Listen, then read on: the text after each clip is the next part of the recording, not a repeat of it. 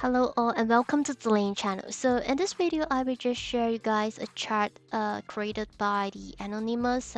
He chose to be anonymous. So yeah, about the farming guide itself, so you can see that I always park my character in glittering grotto. This is because of the level gap.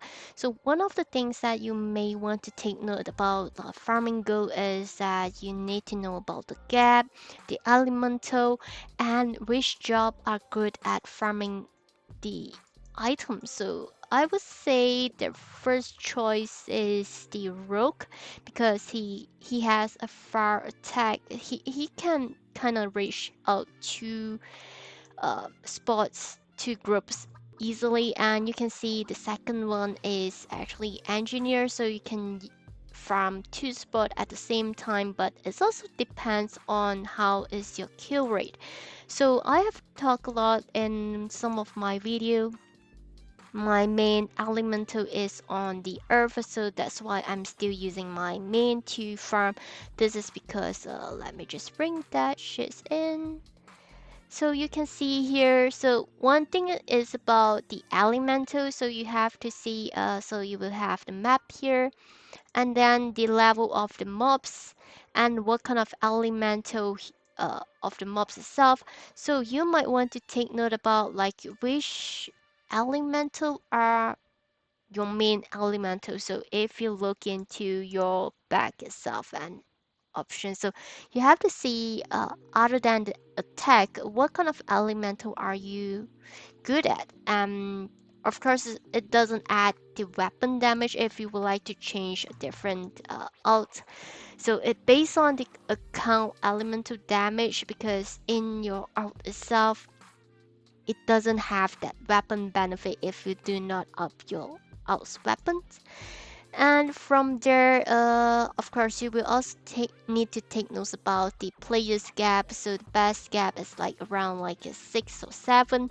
Um, if you have seen one of the video that I share about the gold drop and stuff, and yeah, that's where you will see that if you have big gap, then it will affect the gold drop rate and also the price drop rate. So that's where is no point on farming on lower map, even you can kill faster. So the gap is also quite important. And yeah, I hope this shit here is really helpful for you. I could share a screenshot in the Discord, but not the link to the shit since the owner is kind of shy.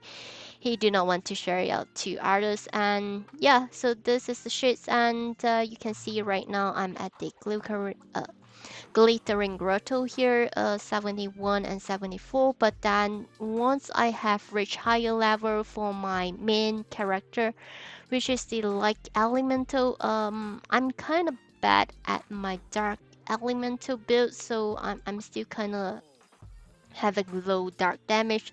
So this is the map that I would like to prevent and goes into the Wishwood, which is the dark elemental, which I have another benefit, which my light weapon are kind of good. So this is the next one that my main character would go for, but during this period of time, I will just switch it back to my alt, which is around like 60 level. I could go into either this one, Koi Kanan, for the of which I'm also having benefit using my fire weapon and also Kona. So this is something like you should switch it. So Go is kind of easy to farm if you know what is elemental, what kind of gap is it. Um, Also the positions. So right now you can see I'm farming 2 spot for my engineer itself.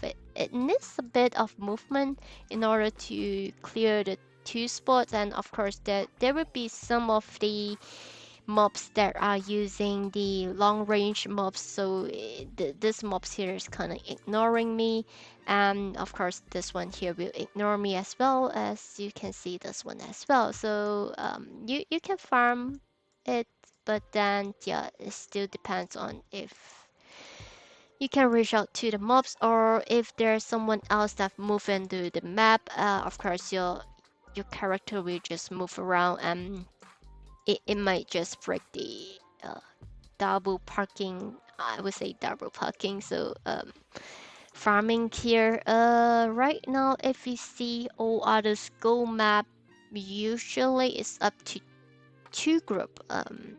Sometimes you may reach out to three groups if you use the rush, but so far as for me, it's just two groups. I use mm, my engineer, Roach, and also Witch as the main farmers for the goal itself.